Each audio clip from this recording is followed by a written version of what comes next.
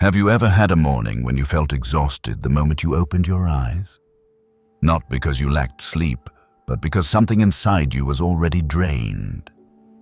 Your mind felt heavy as stone, your heartbeat was slow, and the light slipping through the curtains made you feel as though you were losing some kind of battle, though no one was fighting you. You just lay there, staring at the ceiling, asking yourself, "Am I giving up without realizing it?" In that quiet moment, the frightening thing wasn't the alarm, but the silence inside you that wouldn't end. No one else could see that battle, but you felt it vividly, a battle against yourself. And if you've been through it, then you understand. Sometimes what you need isn't more motivation, but a reminder that you still have a choice. A reminder that you can still get up. Because you're not just alive, you're being given the chance to be forged. Stoicism doesn't promise ease. It teaches you how to become stronger, and in this video, we will walk through an inner journey, one where you learn not to quit, not to complain, and never to accept a life beneath the standards your soul truly longs for. 1. Not giving up is not stubbornness, it's commitment. We often mistake perseverance for blind stubbornness. But to a Stoic, perseverance isn't about charging forward at any cost, nor is it about defying reality with obstinacy. It's a rational commitment, guided by values and principles. Not giving up means seeing every difficulty ahead, knowing the path will be long and full of stumbles, and choosing to walk it anyway because you remember why you started. It's not an emotional impulse. It's a promise to yourself. No matter what, I will live according to what I believe is right. In Stoic philosophy, giving up isn't just quitting a task. It's a betrayal of the higher self you're trying to become. When you give up halfway, you're not resting. You're turning away from the potential still dormant within you. You're refusing the lesson that hardship wants to teach. You're choosing short-term comfort over long-term strength. And the frightening part is that each time you quit, you're quietly withdrawing confidence from the core of who you are. You might hide that from others, but your mind remembers. It recalls every time you walked away, and little by little, it stops believing in you. Epictetus once said, "No man is free who is not master of himself." When you abandon the discipline of self-mastery, you're not just losing a chance, you're eroding the very structure of your character. It might feel like relief at first, but over time, your self-respect fades. And that's more dangerous than failure.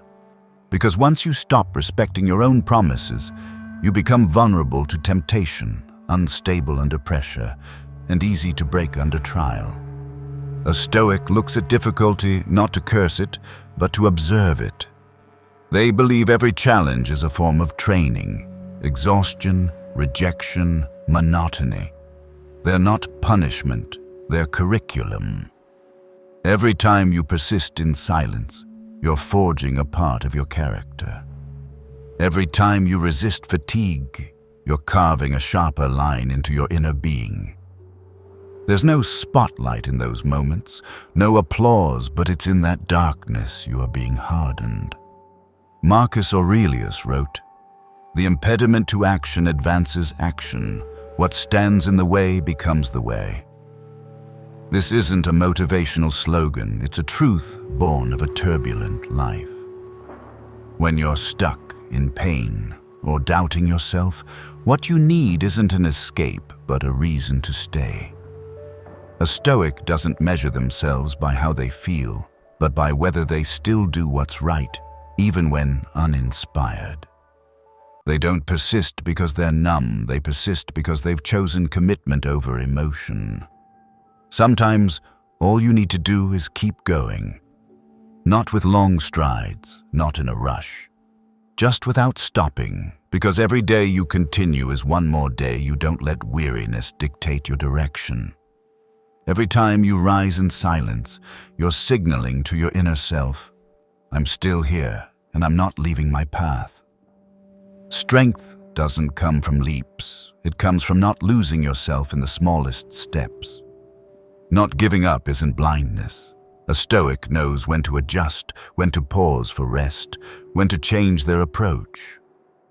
But one thing they never do: abandon themselves.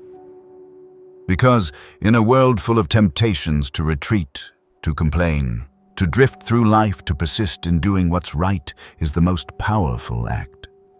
It isn't just a habit. It's a way of living.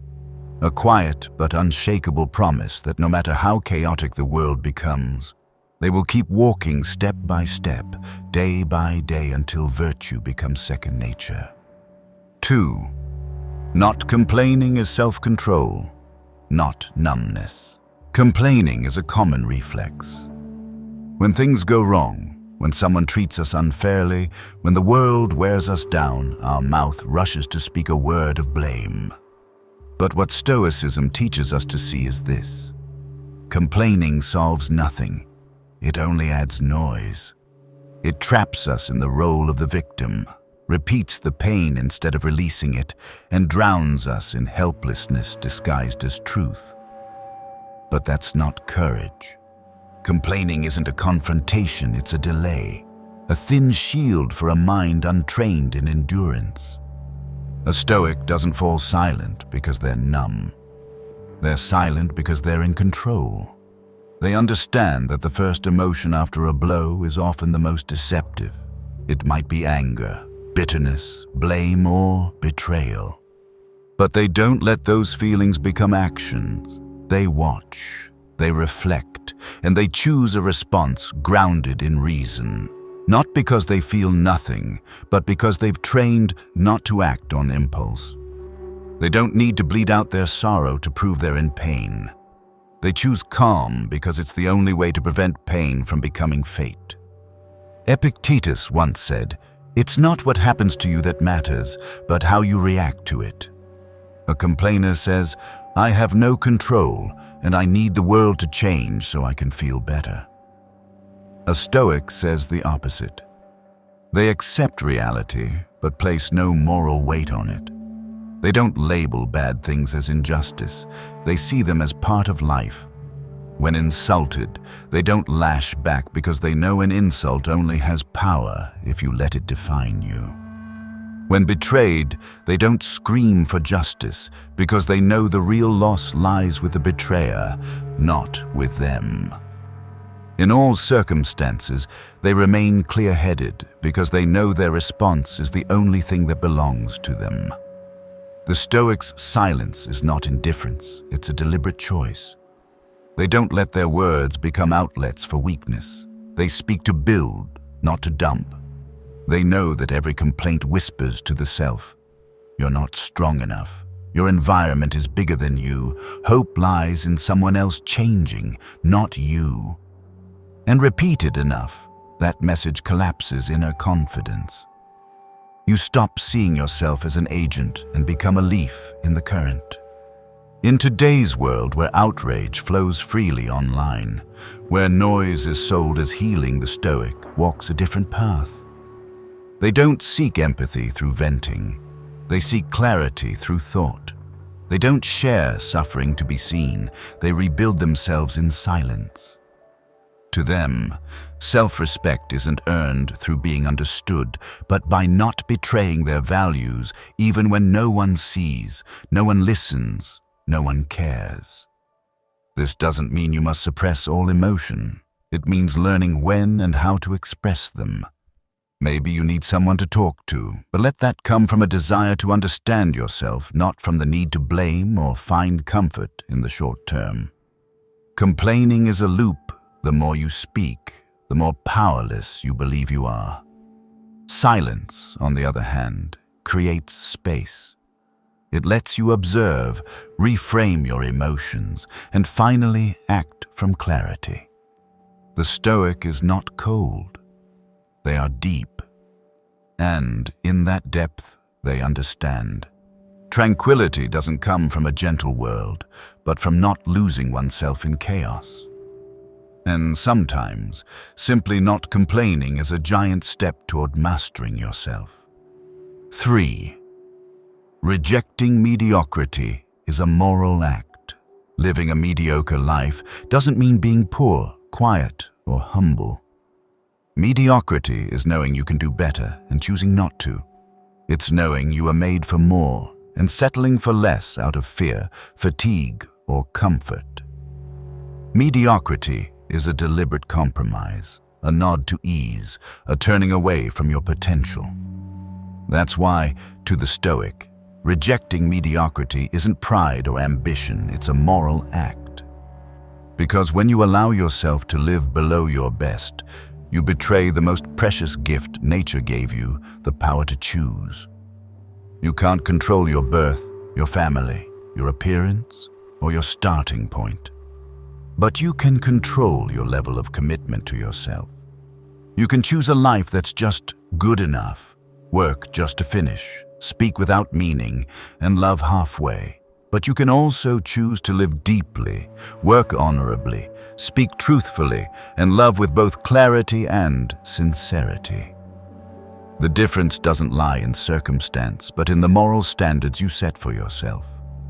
Marcus Aurelius once wrote, "Ask yourself at every moment, is this in line with the character of a virtuous man?" That question doesn't look outward, doesn't seek praise, doesn't demand results. It's a mirror held inward. Because mediocrity doesn't first hurt others, it wounds you. It makes you doubt yourself, feel empty in a crowd, wake up at night not knowing why your heart feels hollow, not because you lack success, but because you've stopped striving to be your best self. A Stoic doesn't pursue excellence to compete, they pursue it as an ethical vow. They don't live for applause, they live to keep their inner flame of dignity alive. When they write with clarity. When they act with purpose. When they repeat a task daily, they don't rush, they honor the details. Because they know, mediocrity doesn't begin with big decisions, it begins with tiny compromises repeated every day. In today's world, where mediocrity hides behind phrases like, just be normal, don't push too hard, or take it easy, the Stoic chooses otherwise. They don't live to boast, but they also don't hide from the responsibility of making life meaningful. They see each day as a chance to train, to stay true, to act from the depth of virtue. They don't chase fame, but they never allow themselves to rot in the comfort zone. Because they know death will come, and they don't want it to find them living a life they themselves don't respect. Rejecting mediocrity means looking straight at the places where you're lazy, delaying, drifting. It means asking, does the way I'm living make me clearer, stronger, and kinder? And if the answer is no, you stop. Not to complain, but to recalibrate. Not to judge, but to begin again. Calmly, steadily, quietly, but with resolve. That is moral action, not lofty sermons or grand philosophy, just small daily choices, not coasting, not cutting corners, not settling for good enough. The Stoic knows that every time you choose to live rightly, even if no one sees, no one thanks you, you are laying a solid foundation for your soul. A life with standards, a life with commitment, a life with depth, not for others, but because you know you were not born merely to exist, but to live with weight. 4. Discipline is not limitation, it is preparation. When people hear the word discipline, they often think of restriction, rigid rules, or a sense of sacrificing personal freedom to obey some system. But in Stoic philosophy, discipline is not bondage. It is a tool for preparing for the unpredictable. It is not about controlling life, but about training yourself to face whatever life may throw at you. When rightly understood, discipline does not shrink a person. It helps them stand firm when everything around them becomes uncertain. Stoics do not teach us to live austerely to be admired by others. They teach us to live with structure so we won't collapse in chaos. Because they understand that peace is not something that arrives on its own. It is built from within, day by day, through repeated actions. You can't expect to stand firm in a storm if on calm days you refuse to step out into the rain. You can't expect your mind to be steady in failure if during ease you surrender to impulses and let emotions take the lead. Discipline is how you prepare for hard days, so when they come, you're not shattered, you simply adjust and keep going. Seneca once said, "It is not that we have a short time to live, but that we waste much of it." This statement isn't a call to rush, but a reminder that true freedom lies in mastering your time and behavior. Each morning you rise on time, not because you're forced, but because you understand the early hours are when the mind is clearest. Each time you finish your task instead of delaying it, not out of pressure from a deadline, but because you won't let passivity seep into your character. These small, repeated actions create an inner strength no one sees, but you will feel it when life tests you. Discipline doesn't demand perfection. It only asks that you keep your word, not because you're always motivated, but because you've chosen to live by clear principles. Discipline is when you write down a goal and move toward it daily, even if the steps are small. It's when you're tired but still read a few pages because you've committed to learning.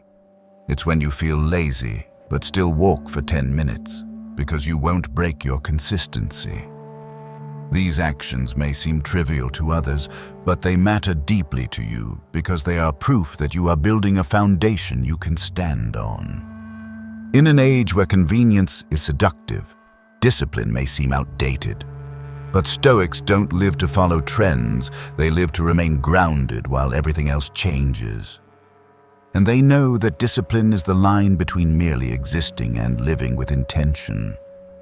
When you build discipline from the smallest things, sleep schedule, eating habits, your tone of voice, your response to procrastination, you're training the ability to act without being ruled by emotion. And that is exactly what will save you on days when motivation is nowhere to be found. Discipline is not a cage that traps freedom. It is the skeleton that holds freedom upright. It is the fence you build to guard the values you know matter, even when fatigue or doubt makes you forget. And for that reason, discipline doesn't make you smaller, it makes you clearer, more grounded, and most of all, someone you can trust. 5. Overcoming adversity isn't about winning, it's about growing. In a world obsessed with outcomes, it's easy to feel that you must win, rise, or prove something before you're seen as worthy. But to a Stoic, adversity is not a test to pass. It is a lesson to awaken. They don't go through hardship to boast they're better than someone else. They walk through it to see who they really are, to discover their true weaknesses, what needs refinement, and which limits exist only because of fear. To them, growth, not victory, is the real pursuit. Adversity doesn't show up to crush you. It comes to lay bare the parts of yourself you haven't faced. It doesn't care if you're prepared, and it doesn't wait for you to be ready. It just arrives as naturally as breath. And when it comes in the form of failure, heartbreak, loss, or betrayal, you have two choices: retreat, blame, complain, or pause and ask, what can I learn from this? The Stoic always chooses the second, not because they enjoy suffering, but because they know no real growth comes from ease. Marcus Aurelius once wrote, "You don't know how strong you are until strength is your only option." And that pressure doesn't come through words, it comes through experience. From days when you have nothing left to cling to but yourself. From nights when sleep won't come because your mind is spinning. From moments when you want to quit but still take one more step. These moments don't bring triumph, they build maturity. No one becomes truly wise without walking through helplessness and still choosing integrity. Stoics don't see adversity as an enemy. They see it as a mirror, sometimes reflecting weaknesses we try to hide, sometimes exposing illusions we believed about ourselves. It is this collision, this refusal to run, that makes you deeper. Every time you face adversity with the intent to learn instead of to resist, you peel away the hard shell of ego and enter a richer way of living, where control is no longer the goal, but how you respond becomes everything. And you'll begin to realize that when you no longer need victory to feel worthy, you start to live more freely. You're no longer pressured to always be right, always rise, or always be approved. You just need to be true slowly, steadily, every day. And that is the real victory, one that needs no stage, no applause. Just a heart calm enough to not fear the silence after you fall. In Stoicism, a person doesn't mature because they avoid problems. They grow because they go through hardship without letting it distort their soul. They don't let pain make them bitter. They turn what breaks them into the raw material of resilience. And that only happens when you stop seeing adversity as a glitch and start seeing it as a natural part of the human journey. So if you're caught in the middle of a storm, don't rush to escape just to return to comfort. Stay a little longer. Look deeply into your fear, confusion, and disappointment. Listen to what they're trying to teach you. You may not walk out with a trophy, but you'll walk out with new eyes, a steadier heart, and a strength less fragile. And that, not recognition, not rewards, not praise, is the true sign that you've grown. 6. Courage lies in holding to values, not holding on to everything. We grow up in a world that often mistakes control for courage. We are taught that the more we can hold on to wealth, status, relationships, reputation, the more capable and resilient we are. But the Stoic walks the opposite path. They do not measure strength by how much you can control or protect, but by the one thing you can always govern: your inner values. True strength is not about clinging to what the tides might wash away, but about staying true to what you believe, even when everything else is stripped from you. Marcus Aurelius once wrote, "You may lose everything, but if you keep your mind and your dignity, you are still whole." This is not hollow comfort. It is a principle for living, because the world is always shifting. Jobs may be lost, people may leave, health may decline, plans may collapse, but if your core values remain intact, you do not collapse with them. You do not lose yourself just because life didn't go your way. And in that moment, when everything falls apart, you will see clearly. What gets you back up is not your circumstances, but the moral clarity you've forged ahead of time. A Stoic is not unfeeling. They hurt when they lose. They grieve betrayal. They ache from being misunderstood. But they don't let that pain rewrite their way of living. They don't let misfortune steal their kindness, their integrity, or their self-mastery. They don't need to prove anything outwardly. They only need to know that in the face of hardship, they didn't act against what their conscience knows to be right. Because they understand, a person is only truly weak when they abandon principle to hold on to something external. In real life, there are moments when keeping a job, a relationship, or a public image requires you to sacrifice your values, to speak falsely, to act wrongly, or to stay silent when you should speak. And in those moments, the Stoic lets go with a light heart, because they know what they lose may be important, but what they keep is far more. They choose not to betray themselves, even if it costs them comfort, approval, or a sense of belonging. What's frightening isn't being misunderstood, it's choosing to live falsely just to be understood. What's saddening isn't being left behind, it's abandoning your reason for being just to be kept. And when this happens too often, you slowly stop believing in yourself. Not because you're weak, but because you're no longer yourself. The Stoic keeps their inner life clear, not to look good in the world's eyes, but to protect something irreplaceable within themselves, their dignity. Courage, then, is not invincibility. It is steadfastness. It is the ability to stand tall when everything around you shakes. It is the weight of silence when the world demands you justify, submit, or conform. It is doing what is right, even when no one sees, no one affirms, and no one believes you, and you still do it because you know you're living by values, not by compromise. Holding on to everything may bring temporary safety, but holding on to your values is what makes you truly strong. And when the storm passes, you'll realize the only thing that kept you standing wasn't what you managed to preserve. It was the person you refused to betray. 7. Becoming strong is not about feeling nothing. It's about not being led by feelings. We often misunderstand inner strength. The popular image of strength is someone who doesn't cry, doesn't waver, doesn't show emotion, but that is an illusion. In truth, strength is not about feeling nothing. It's about feeling deeply and not letting those feelings take the lead. A Stoic does not live like a cold stone.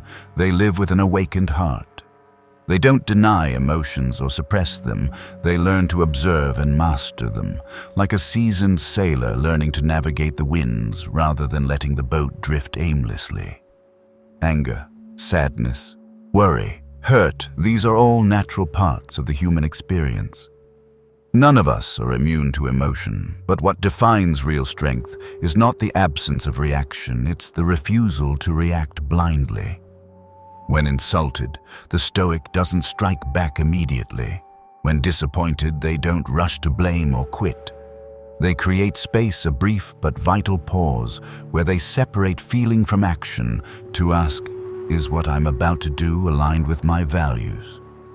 Epictetus once said, it's not what happens to you that makes you suffer, but how you interpret it.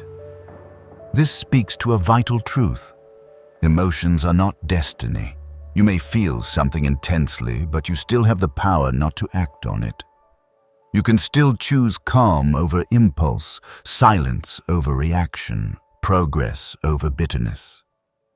Strength, then, is not in denying pain, but in ensuring pain does not dictate your future. The Stoic views emotions like clouds. They may be dark, heavy, and cover the whole sky, but they will pass. Your job is not to flee from feeling, but to avoid being deceived by it. Fear paints disasters that haven't happened.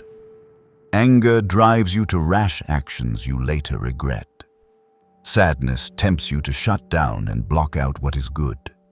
If you don't learn to step outside your emotion and view it as an observer, your life will no longer be steered by reason. It will be dragged by passing moods. Living stoically does not mean you become numb. It means you are no longer a slave to your emotions. You still love, but don't lose yourself in love. You still grieve, but don't let grief turn into bitterness. You still get angry, but don't let anger destroy what matters most.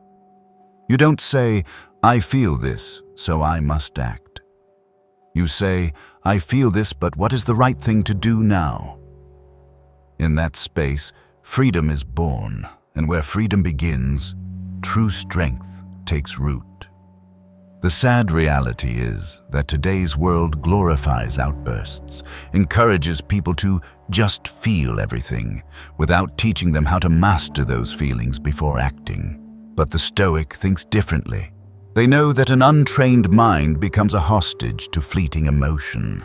And when you live like that, you are no longer yourself, you're just a replica of whatever emotional storm happens to blow through. So they choose discipline. They practice inner observation. They cultivate the ability to adjust their response. They become someone they can rely on, not for the sake of others, but for the sake of themselves. A truly strong person is not one who never cries, never trembles, never stumbles. A truly strong person is one who can keep walking even when their heart is full of storm, one who doesn't let tears become a reason to quit, one who knows how to stand tall in the fury of the mind. And every time you choose reason over reflex, every time you act from clarity rather than chaos, you build another layer of armor, not to become hard, but to remain unshaken in all seasons. 8. Presence is the foundation of all inner strength. One of the hardest things modern humans must relearn is how to fully stay with the present moment.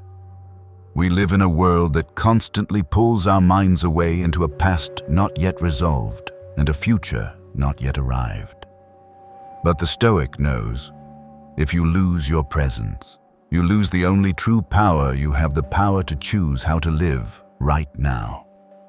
No right action can happen if you're stuck in yesterday's regret or tomorrow's worry. All change begins the moment you are truly present with yourself.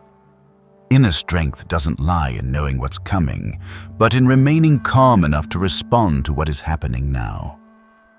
The Stoic trains the mind to return to the present, not because the present is always pleasant, but because only in the present can you observe, adjust, and act.